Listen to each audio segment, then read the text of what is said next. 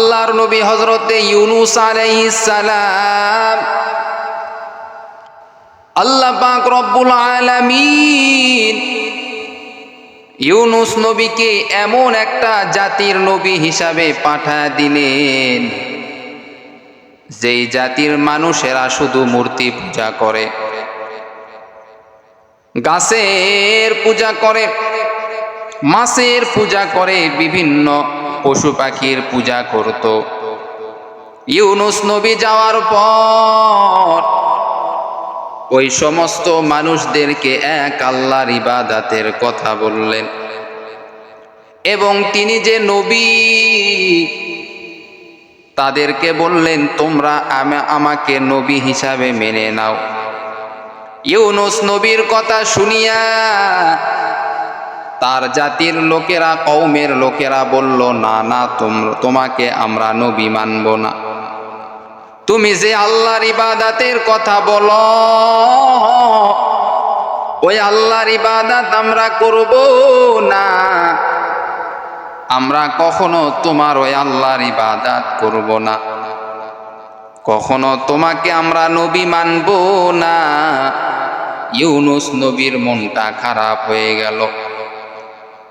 ইউনূস নবী জানায়া দেন, ও আমার কওমের লোকেরা, তোমরা যদি আমার আল্লাহকে না মানো, আমাকে যদি নবী হিসাবে না মানো, অচিরেই তোমাদের কাছে আযাব আসবে,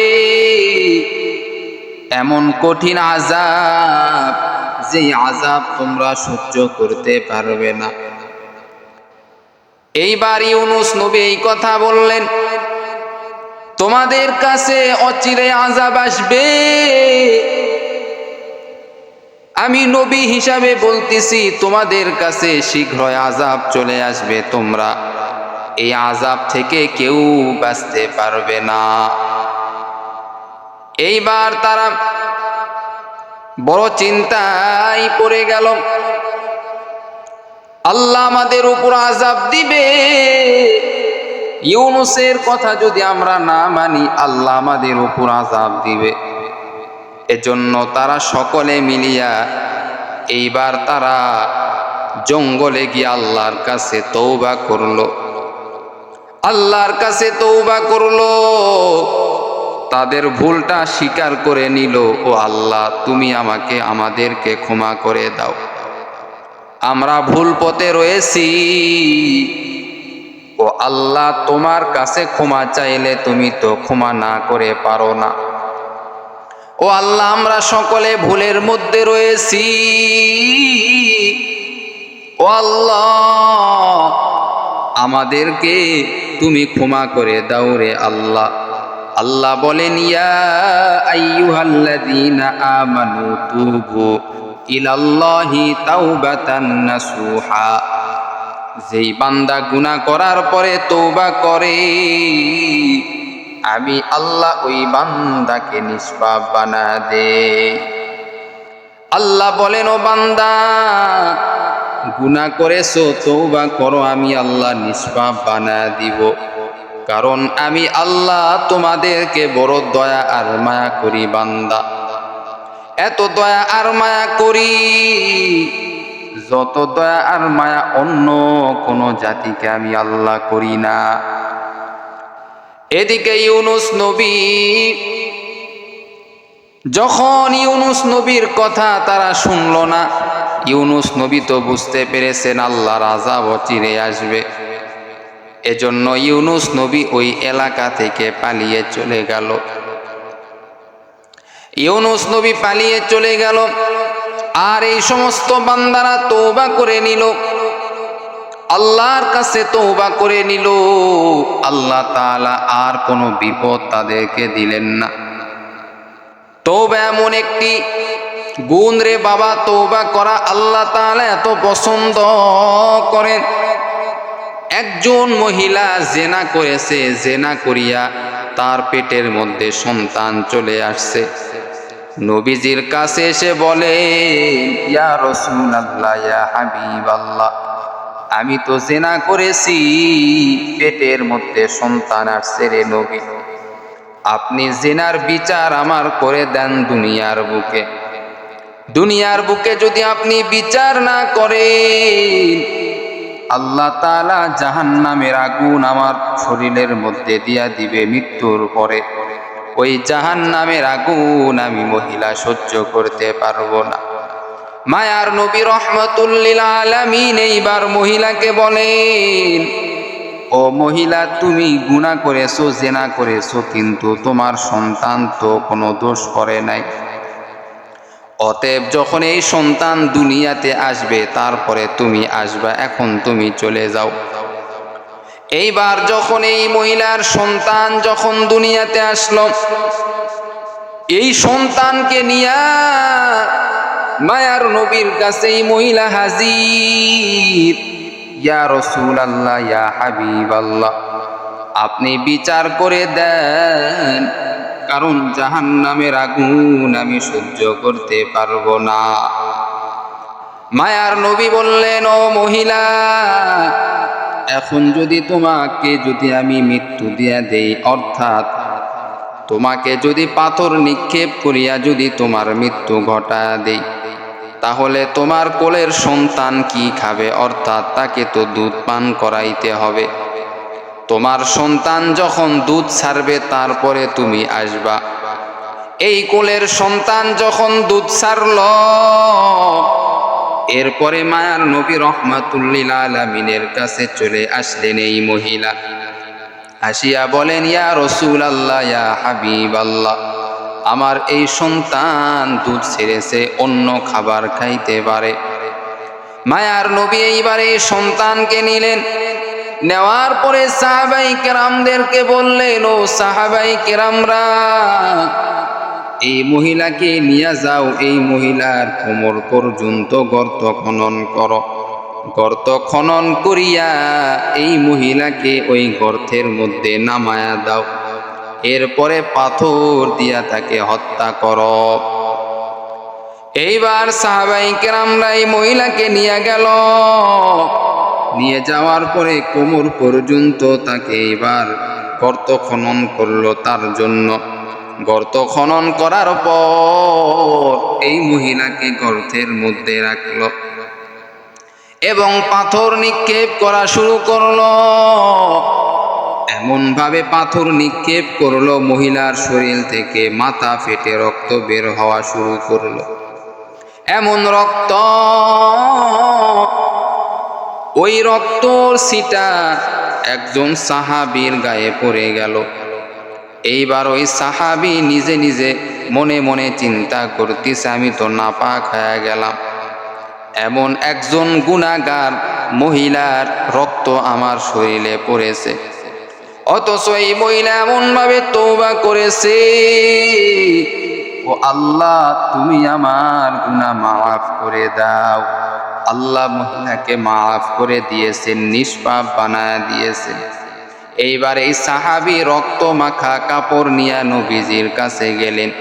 গিয়া বললেন, ওগো নবীজি, এই মহিলাকে আমি পাথর দিয়ে আঘাত করেছি, কিন্তু রক্তের ছিটা আমার শরীরে লেগেছে কাপড়ে। ইয়া রাসূলুল্লাহ, ইয়া হাবিবাল্লাহ, আমি তো নাপাক হয়ে গেছি। নবী কান্না করে আর বলে, ও সাহাবী, এই মহিলার রক্তের ছিটা তোমার শরীরে লেগেছে, মন খারাপ করিও না। এই মহিলার রক্তের কত দাম তুমি কি জানো? দুনিয়ার সব মানুষকে যদি এই রক্তের ছিটা যদি দিয়ে দেওয়া হয়, কারণ এই মহিলা তওবা করেছে, আমার আল্লাহ সব মানুষকে মাফ করে দিবে। এতটাই দামি আল্লাহর কাছে এই মহিলা হয়েছে তওবা করার কারণে। এরে নবীর আশিক উম্মতের দল, আল্লাহ তাআলা বলেন, বান্দা গুনাহ করার পরে তওবা করো, আমি আল্লাহ একেবারে ছোট সন্তানের মতো নিষ্পাপ বানায় দিব। আতিনা ফি দারে দুনিয়া না হাসান, আতিনা ফি দারে উকবা না হাসান, ইয়া গিয়াসাল মুস্তাগীসিন আহদিনা লাফতিখারা বিল উলুমি ওয়াল গিনা।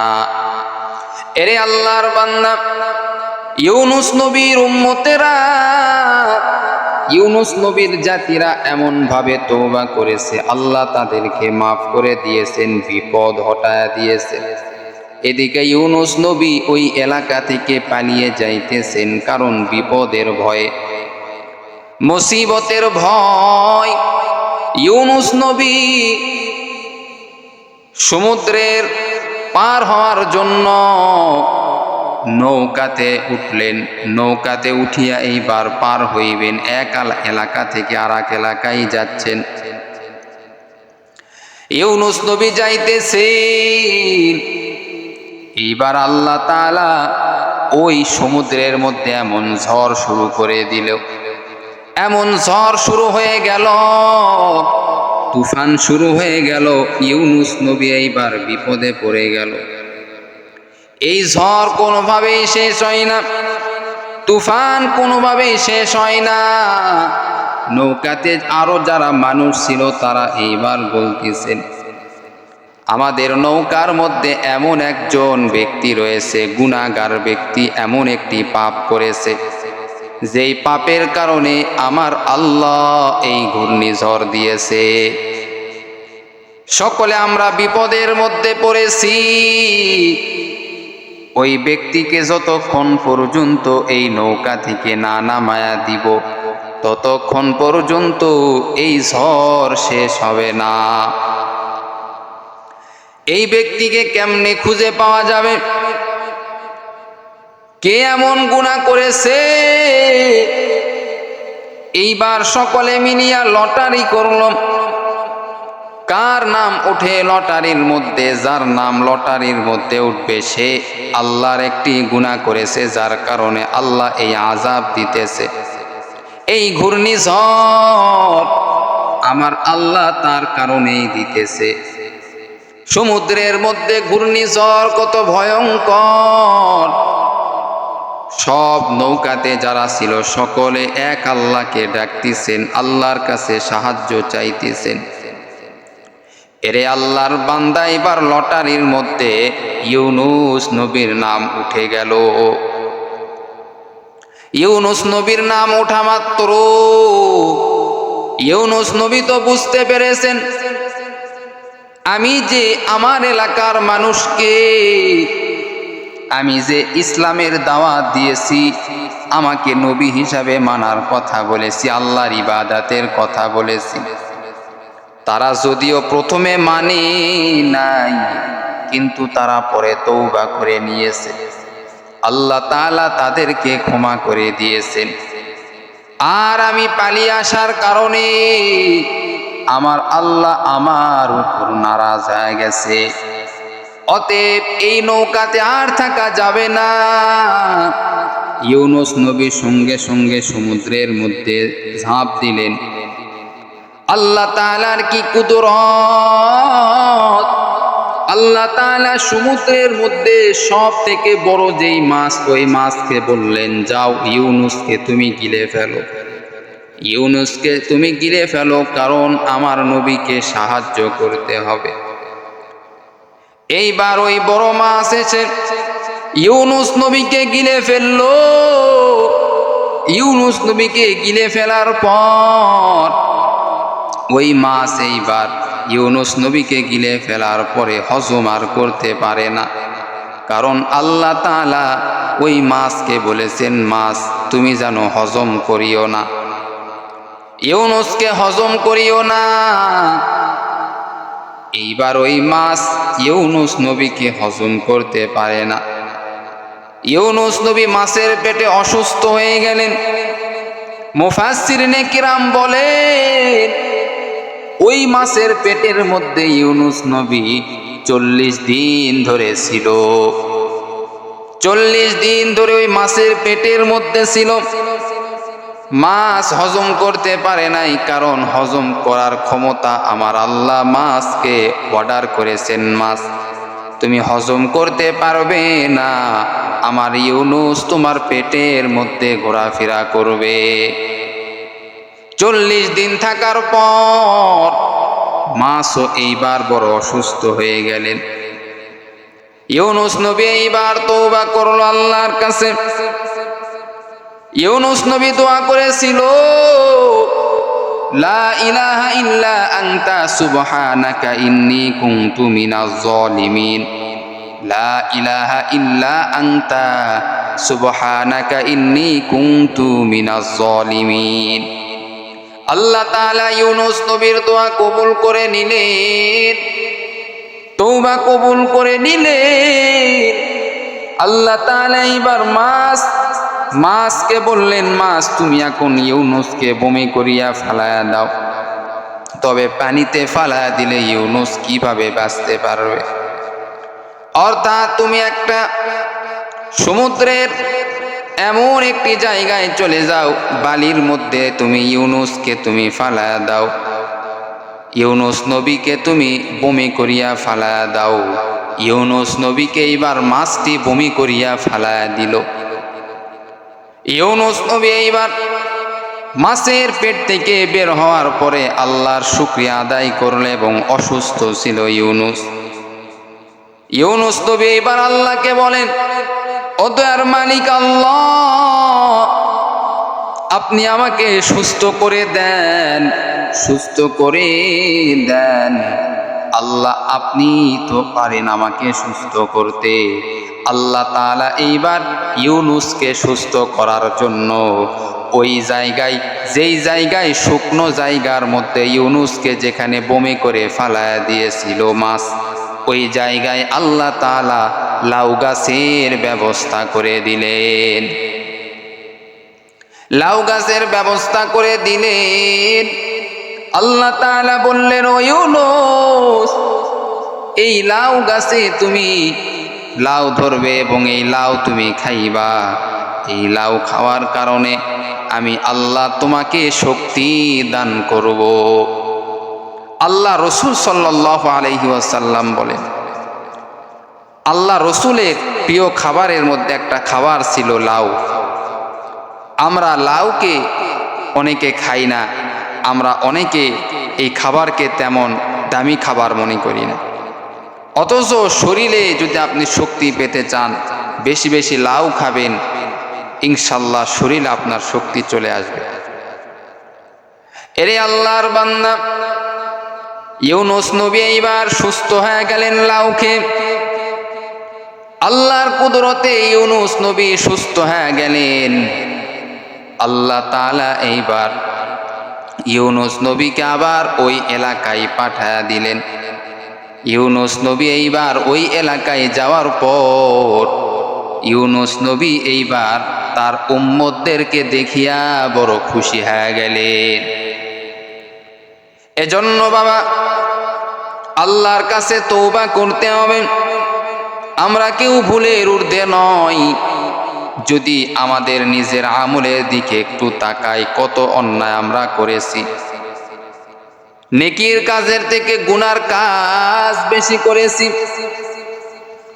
গুনার গুনাহ, এত গুনাহ নিয়ে অন্ধকার কবরে যদি যাই, অন্ধকার কবরে তুমি আমি কেমনে থাকবো?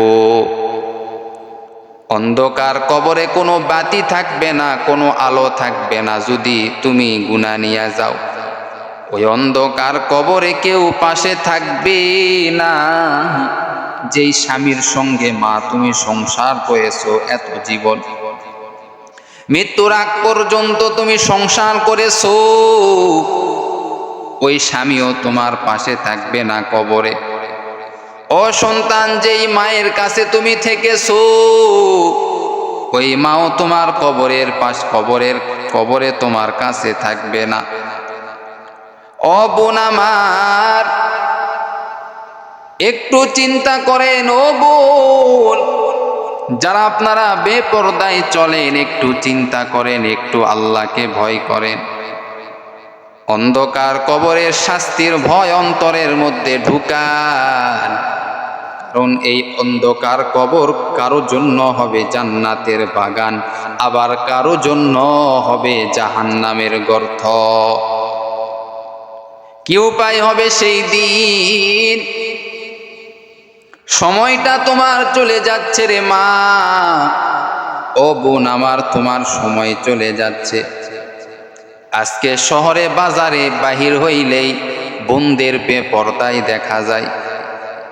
পর্দা নাই, পর্দা নাই, নিজেরাও গুনাহ করতেছে, আরো 10 জনকে গুনাহ করাইতেছে। ও বোন আমার, একটু সাবধান হয়ে যান। এই দুনিয়াতে চিরজীবন থাকার জন্য আপনি আসেন নাই।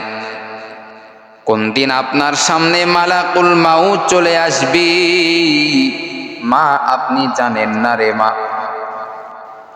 ও বোন, আপনি জানেন না কোন দিন আপনার মৃত্যু হবে, আপনি কিন্তু বলতে পারেন না। আপনার মতো বোন, অনেকে সুন্দরী বোন ছিল, কিন্তু তারা কবরে চলে গেল। গুনাহ নিয়া যদি কবরে যান, কেউ আপনার পাশে থাকবে না রে বোন। ও বোন আমার, এই বেপরদা হয়ে চলে আপনি জাহান্নাম ক্রয় করেন না, পর্দা করিয়া কবরে যাওয়ার চেষ্টা করেন। যদি আপনি পর্দা করিয়া কবরে যান, আপনার কবর হবে জান্নাতের বাগান। মাদেরকে বলবো, বাবাদেরকে বলবো, আপনার মেয়েটাকে আপনি নেককার বানান, দিন শিক্ষা দেন, পর্দা করান। কারণ আপনার মেয়েটা যদি বেপর্দা হয়ে কবরে যায়, তাহলে মা বাবা আপনি শুনে রাখেন, এই মেয়েটা বেপর্দা হওয়ার কারণে 1% গুনাহ আপনি মা বাবার কবরে কিন্তু যাবে, 1% শাস্তি আপনি মা বাবা পাবেন।